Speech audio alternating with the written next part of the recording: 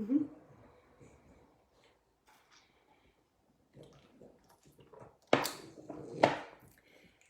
Good.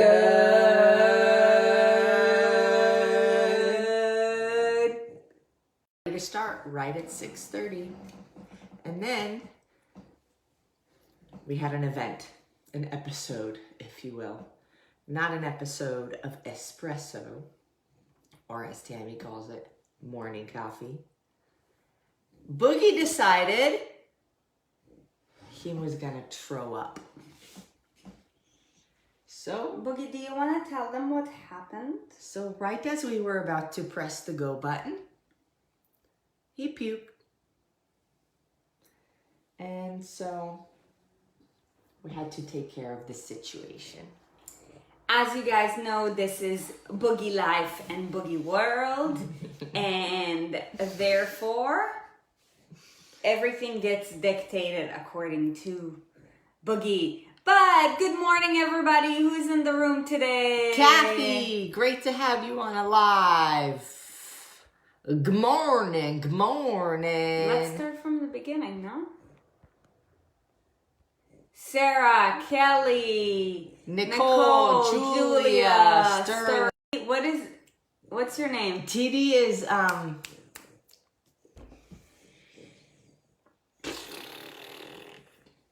know. Comment so that I will know too. Carissa, Tammy, Nikki. TD's one of ours. Kathy. He's gonna be good. Mandy, good morning, everybody. Good morning, you guys. Can you hear him? Yeah, I think now you're feeling better, right? Looks like it. He's been on medication for his back, so maybe it's not sitting well. Yeah. Or something. But all right, you guys. So who in here played sports growing up? If you played sports growing up, drop a comment and tell us what sport did you play. And also, I'll be curious to know how high up did you go? Like, did you compete until? Was it just like high school, JV, varsity, like college, maybe even pro, like sports. Or sports, yes.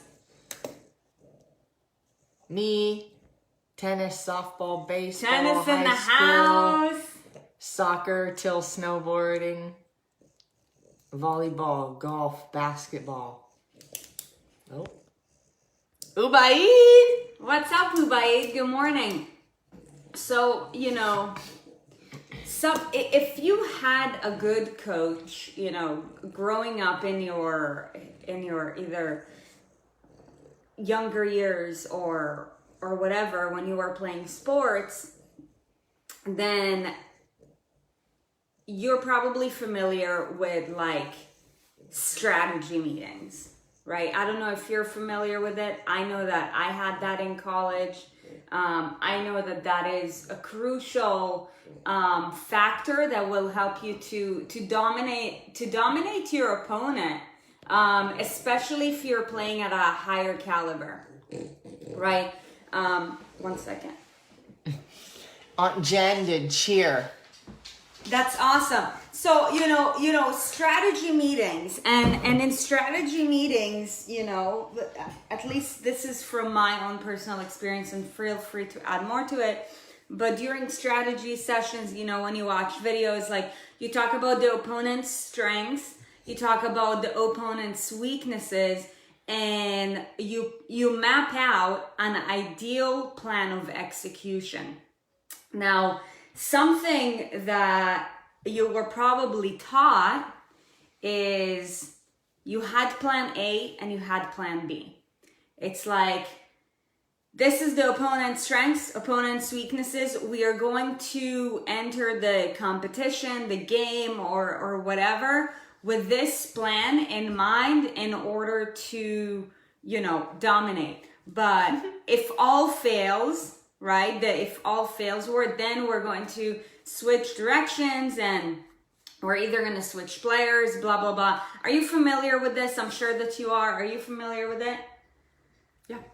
So the plan A and plan B analogy, but here's the thing.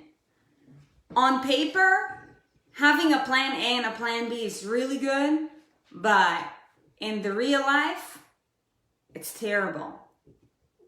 Do you know why it's terrible?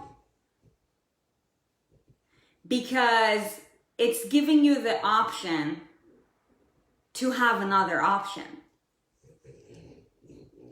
So when you're given the option to have another option, then it limits you from going all in. It's like, if something doesn't work, then we're going to rely on X, Y, Z. But in order to really win in life, right, you have to just go all in. Now, there's a difference between, at first when we started talking, we don't ever actually talk about what we're going to talk about before these. I say, what's the topic? And then we just start talking. So, when we first started having this conversation, I was like, I was a bit skeptical, because depending on how you define plan A and plan B will determine whether or not you agree with this. Now, what Sarit is saying is burn the ships, meaning don't give yourself an option to quit, right? If you have only one option, you are guaranteed success. That doesn't mean it's going to be linear. That doesn't mean it's going to be a straight up path, right? But I wrote down here, plan A, plan B, and I crossed out plan B and I wrote reroute plan A. So I think that this helps me to understand it better, where, yeah, there is only one plan. The plan is to succeed. The method in which you think at first that you're going to succeed might not pan out. So that's when you reroute. That's when you course correct. That's when you look at different strategies, right? It's not a different plan. The plan is still up. The plan is still success. Let's take weight loss, for example. I want to lose 20 pounds. Guess what? The plan B is to not lose 20 pounds. Those are your two options, right? But if you, so burn the ships in this case would be, okay, man, I'm trying to think of a good analogy or a good example of what I'm thinking about. But if you give yourself an option, basically, plan B would be another option that is not ideal. Plan A is the ideal option, right? That's why it's the plan A. But if you need to, we also talk about how failure is guaranteed. And as long as you learn from the failure, it's not a failure, it's just a lesson. And so because failure is guaranteed, then in your plan A, when you reach one of those learning lessons, you reroute, right? It's a hurdle, get over it, right? And so there is no retreat, there is no backwards. It's like if you're walking on a sidewalk and the sidewalk behind you is disappearing. There is no more. You can't go back there. Right? Do you have anything else to add to that? Or can I go? No, you can go. I think that was those were my thoughts. So, I'm about to give you guys an example that would relate to. Tom said plan B is to make plan A work. Amazing. I love it. And I agree 100%. Yeah. So here's the thing, I'm going to relate it to weight loss and body composition with basically this analogy. Now, what I'm about to say, some of you guys, like for how you know us and what we're about, you might probably get a little bit upset with what I'm about to say.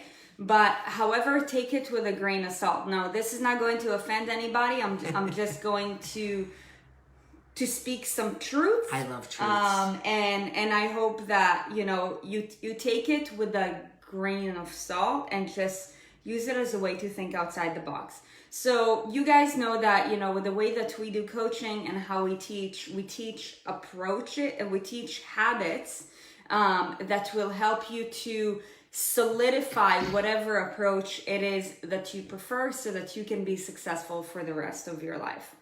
We know that there's a ton of approaches when it comes to like dieting, body composition, whatever. I'm just gonna name a few, like calorie counting, Weight Watchers, keto, whatever. Okay, intermittent get that? fasting. So here's the thing.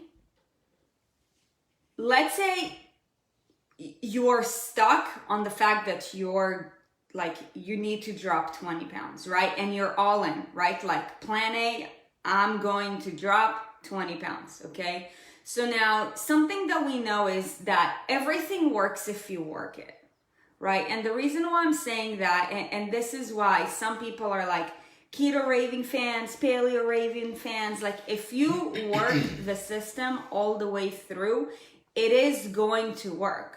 But something that we normally see, like with any of these approaches, right, is that it works until it doesn't. Which right. I would argue means it actually doesn't work. Right. Because you can't work it anymore, right?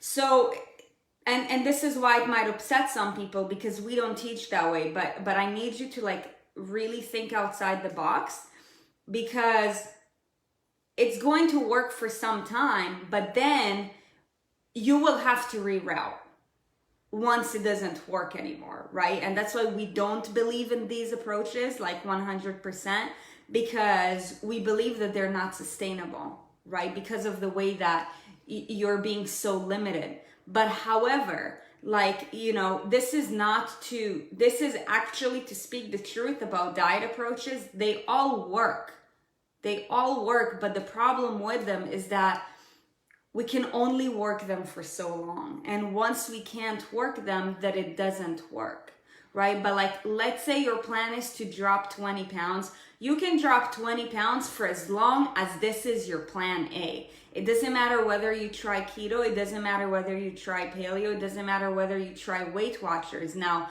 what I'm saying is that the reason why these are probably not going to get you to your ideal goal is because you're limited and therefore you can only work it for so long. And this is where habits come into play, and that is the power of habits. Now, what I'm saying is that when you're all in on something, like your focus should be to only be all in. Like it's not like, if this doesn't work, then blah, blah, blah. It's like, no, this is your goal, so you're going to fucking get it, and it doesn't matter how, right? But let's say you try an approach and you get to a point where it stops working, like it's time to reroute, and that's still a part of the plan. Rerouting is a part of the plan. But in order to save you the time, the hassle, the energy, the frustration, right? If you're working with us or you have worked with us, what you need to do is you need to just build habits. Because when you rely on habits, which is basically like the programming in your head, then it doesn't matter what approach you follow. You just know what your body needs and how you can sustain that for a long period of time. Does that make sense?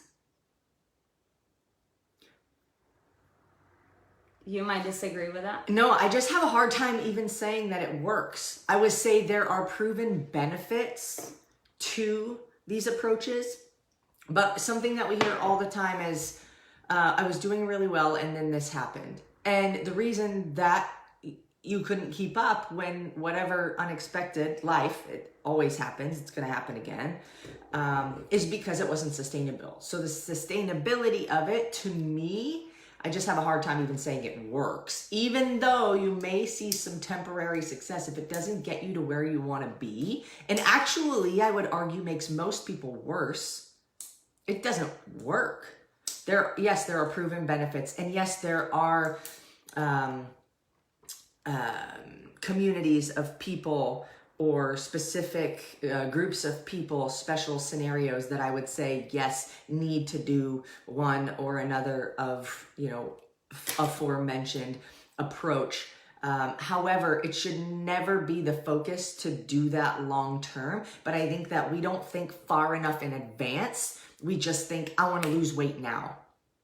I talked to a girl yesterday, actually. She's 21 years old. I warned her. I said, she goes, I started taking a birth control pill and I gained a lot of weight fast and I want to lose it fast. I said, okay, great. I completely understand why you would want to do that. Let me let you in on a secret that a lot of 40-year-olds know and where you don't want to be. And I told her basically, like, as far as sustainability, like, make your focus your actions, not the outcome, because you don't want to find yourself being 40 years old and in a position that most 40-year-old women are in.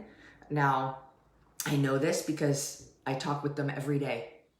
Every single day, new women, every day I talk with them, and it's the same story. And it's such a, I don't want to say it's a sad story. It's a story that has potential to be inspirational if you work it. If this is your plan A, but the problem with most people is that it's not their plan A. And I want to kind of like repeat in a more concise way what I said. Our issue with diet approaches is that they limit you, and that's why they don't make it sustainable. But it doesn't mean that they don't work. They just don't work in the long term. It depends on what you're defining as it works. Works? What's the outcome you're looking for? Achieving the body that you dream of. Does it work then? To a certain extent, yes, until it doesn't. So then it doesn't work. Right. It's not because it limits you. I think that it's the English Hebrew barrier. Possibly. This is raw conversations with Erin and Sarit today. But this, what I'm trying to say is that if you're all in, it doesn't matter how many times you fail. Like, let's say you start with Slim Fast, you drop 5 pounds and then you're stuck, right? Like, for as long as you're all in, you will figure out a way to reroute. That's what I'm trying to say. And then, the problem is that most people rely on diet approaches, again, instead of building habits to provide them with food freedom. But for as long as you're all in, you're going to figure it out, right? The reason why we teach habits, once again, is because when you learn habits, then you master food freedom and your body just gets earned as a byproduct, okay? But with regards to diet approaches, like, they're going to get you somewhere, but then you're going to get stuck. And that's just the reality of it. But what you need to focus on when just getting started, or maybe if you want to take it to the next level because you got to a point where you're stuck, is your level of commitment. Ask yourself, am I all in? Because if you're all in, then you will find another way that works better. Right? But if you're not all in, then you're going to make excuses. And you're going to say, this didn't work, so I'm just going to give up and eat brownies.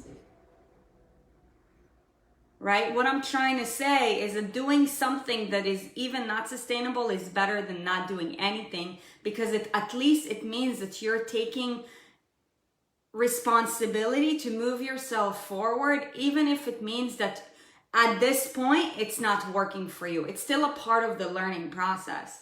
Does that make sense? I know what you're trying to say. I'm still going to play devil's advocate because great. Oftentimes it makes people worse.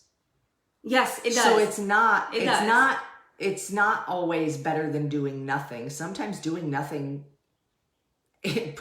keeps you, so there's a mental aspect and there's a physical aspect. Sure. And you're talking about the mental component. And I think that this is where I'm being very literal and very like in the physical state, where I'm saying, no, it's better to do nothing than do something if that something makes you worse. But as far as mentally goes, you're right. Whereas you're making the effort, you're showing up, you're putting in the work, you're on the right path in your mind, you want the right things for yourself. It's most of the time not even your fault that you fail, because you're just given the wrong tools, wrong strategies, wrong information. You're fed a bunch of bullshit because people want to make $1 off of you. And so they'll tell you what you want to hear, which is lose weight really fast, really easy, really convenient. You know, oh, but yeah, heaven forbid you eat a carb. Ooh, stop the world. Right? So in the mental aspect of it, yes, it is better that you are trying, even if it's maybe not what's the right thing, because you're still making the effort. You're trying. It's the principle. Now, in the physical component, most of the unsustainable plans just cause us to go forward 1 step and backwards 5. And so that is what breaks our hearts so much. We need you guys we're so grateful that you're here because we have the truth. We have the truth. We do it so differently than so many people. I've met or heard about only a couple of people who have a similar like mindset as we do about all of this. That's because they've been through their own journey. However, most people are trying to sling snake oil, right? Give you a diet plan. Guess what? If you're allergic to some foods on the diet plan, how long are you going to do it? You know, so we're really grateful that you're here, and we need, there was something I was going to say and I completely forgot. We need to advocate the truth so that for anybody who's all in, right? And for them, there's only plan A. They need to receive this gift so that they can save themselves the time, the energy, and all the hassle. Because like for me, for example, I was all in from the age of 13, but it wasn't until the age of 22 that I actually had the answer. See what I'm saying? So I was all in, but I went around in circles, like, you know, like a hamster on a hamster wheel, basically like repeating the same cycle, trying this, trying that, trying this, trying that, but ultimately really not getting anywhere until I found the right path. So for anybody, you know, that you know, who's like all in and they're like, man, like I've been just trying this, putting in all the time, energy, effort, like even like money, right? Like thousands of dollars, like on pills, bullshit, whatnot, like, and just still like looking average or sub-average. Or just not happy. Everybody's idea of where they want to be is different, but just not happy with where they want to be. Yeah. Then when there is when you know that there's no plan B and there's only plan A, right? And there is an alignment with not just how you think, but also the instructions that you're given and the tools that you have, then like that's how we build momentum. And momentum is the recipe for success, right? But if you're all in mentally, but the approach is skewed, then you're going to go, like, you're going to be in circles. If the approach isn't sustainable, and you know, this word sustainable, like we use it all the time, but it's like, okay, but how do I do that? Right? So if counting calories and logging every calorie that you eat into MyFitnessPal isn't sustainable for you, then okay, then how? Like, we're not just here to tell you, oh, here's the truth. Now, like, you have to sign up with us to figure it out. Here's the how. You got to change one small thing at a time, and you have to change your expectation into this is the rest of my life. This is not for the next month. This is not for the next couple of weeks. What is the biggest habit I can begin to shift that is going to, by default, shift other habits or make other positive impact on my life? Is that being prepared? Is that eating more vegetables? Is that managing my time better? What is it, right? And then focus on that one thing until it becomes a new normal, until you get really good at it. Then it's not a challenge anymore. It's just normal, right? Then focus on something else. What's the next biggest thing? Then prove to yourself you can be consistent with that thing. And this is how you make sustainable change. It doesn't happen overnight either. And depending on where you're at, it's gonna take time. That's right, Mandy, the domino effect. And a big thing that even people who are like, like there's only plan A, no plan B, like I gotta do this, who still struggle is because deep down, and this is what we talked about yesterday, they're full of excuses and they don't even realize it. And I'm saying it with all of my loving care because I was full of excuses too. Right? Like snoozing my alarm like 3 times every single day. Like, no, dude, like if you don't wake up when the alarm goes, like turns on, then guess what? You're full of excuses. And that's fine, but don't play victim. Most of the time we play victim because we're not even aware of it. Because we live in an average society that compares you to average. And average is sub-average, right? But in order for you to rise above, you need to be like a hawk with every single thing that you do or every single thing that you don't do, right? Oh, just a teaspoon of peanut butter. No, like you need to be like a hawk. Get really good at not eating this shit every single day. Even if it's just 1 tablespoon. Like that's 365 tablespoons in a year. How many jars of peanut butter is that? That can be taken out of context and then used the wrong way, but I'm just comparing like small things that... Right. It's not about, you know, you having to cut every calorie where you can, which is what some could perceive that to be. So I want to be clear on that. But, you know, there's also a difference between, how do I say this? Like, man, this is why I need to write things down when I think about them. What were you talking about? Like teaspoon of peanut butter. I was talking about the concept. Needing to be like a hawk on your behaviors. Like behaviors that need some cleaning up and like making excuses. So there's a difference between an excuse and just owning the fact that you really don't care about something, right? So if I have a shitty, beat up, broken down car and I say, man, I wish my car was better than it is, but then I use reasons to not make it better. Those are excuses because I've expressed a desire to change. If you express a desire to change and you don't, there's a lot of excuses being made. If you don't give a shit about it, then they're not excuses. You just don't give a shit. And that's okay. I don't give a shit that our car's fucked up.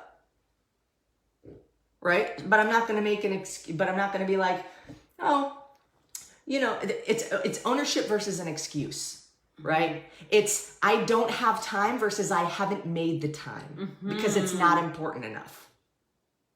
Right? And so that's the difference. There's an excuse and there's just ownership, right? Like it doesn't matter enough. So I didn't make the time. I didn't make the effort. I didn't plan ahead because it doesn't mean enough. But in that case, you can't say you want it because then it's a lie. Because if you want it, and we talked about it yesterday, you will make a sacrifice. Right? And now if you're not willing to make a sacrifice, then there's no plan A. You're already relying on plan B.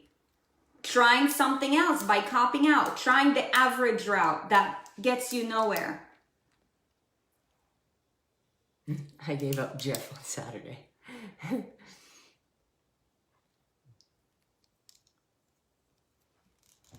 If people could remain more focused on eating and living more healthy, weight loss would come in time.